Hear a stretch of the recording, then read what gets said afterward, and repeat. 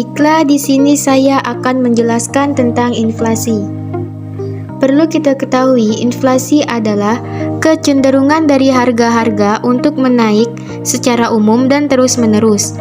Kenaikan harga dari satu atau dua barang saja tidak disebut inflasi, kecuali bila kenaikan tersebut meluas kepada sebagian besar dari harga barang-barang lain. Dalam praktek, inflasi dapat diamati dengan mengamati gerak dari indeks harga. Tetapi di sini harus diperhitungkan inflasi yang ditutupi. Adapun jenis inflasi, yang pertama, inflasi merayap atau rendah, yaitu inflasi yang besarnya kurang dari 10% per tahun. Yang kedua, ada inflasi menengah, besarnya antara 10-30% per tahun. Yang ketiga, inflasi berat, yaitu inflasi yang besarnya antara 30-100% per tahun. Dan ada inflasi sangat tinggi, yaitu inflasi yang ditandai dengan naiknya harga secara drastis hingga mencapai 4 digit, di atas 100%. Selanjutnya ada dampak inflasi.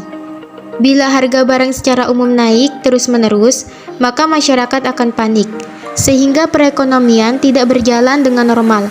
Karena di satu sisi ada masyarakat yang berlebih uang memborong barang, sementara yang kekurangan uang tidak bisa membeli barang.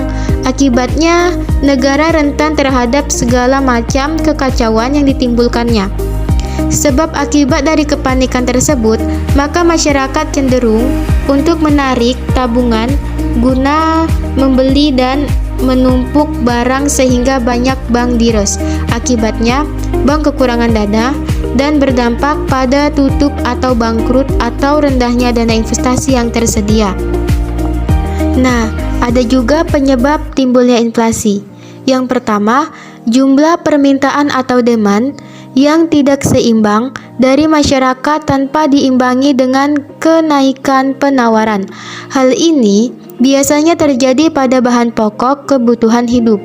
Yang kedua, tingginya jumlah kenaikan biaya produksi melonjak tinggi yang dipicu oleh kenaikan BBM bersubsidi, sehingga penawaran agregat menjadi berkurang.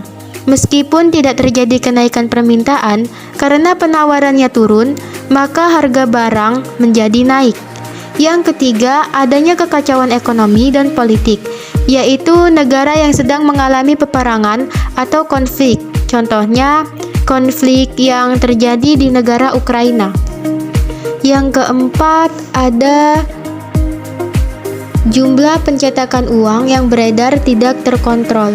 Jumlah uang yang beredar tidak diikuti dengan kenaikan jumlah barang. Contohnya adalah negara Zimbabwe. Campuran yaitu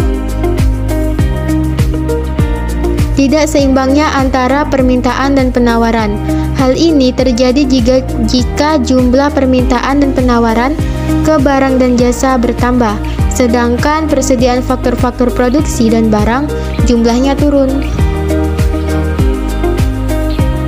Selanjutnya ada pengendalian inflasi. Inflasi di Indonesia relatif lebih banyak disebabkan oleh hal-hal yang bersifat struktural ekonomi bila dibandingkan dengan hal-hal yang bersifat monetary policy, sehingga bisa dikatakan bahwa pengaruh dari cost push inflation lebih besar daripada demand pull inflation. Nah, adapun hubungan antara inflasi dengan kenaikan BBM bersubsidi. Hubungan inflasi dengan kenaikan harga BBM bersubsidi. Kenaikan harga BBM bersubsidi memperberat beban hidup masyarakat, terutama mereka yang berada di lingkungan bawah dan juga para pengusaha. Kenaikan BBM menyebabkan turunnya daya beli masyarakat, dan itu akan mengakibatkan tidak terserapnya semua hasil produksi banyak perusahaan, sehingga akan menurunkan tingkat penjualan yang pada akhirnya juga akan menurunkan laba perusahaan. Jadi hubungannya inflasi dengan naiknya harga BBM bersubsidi, yaitu jika BBM bersubsidi mengalami kenaikan harga, pasti harga bahan kebutuhan pokok lainnya pasti ikut naik juga harganya.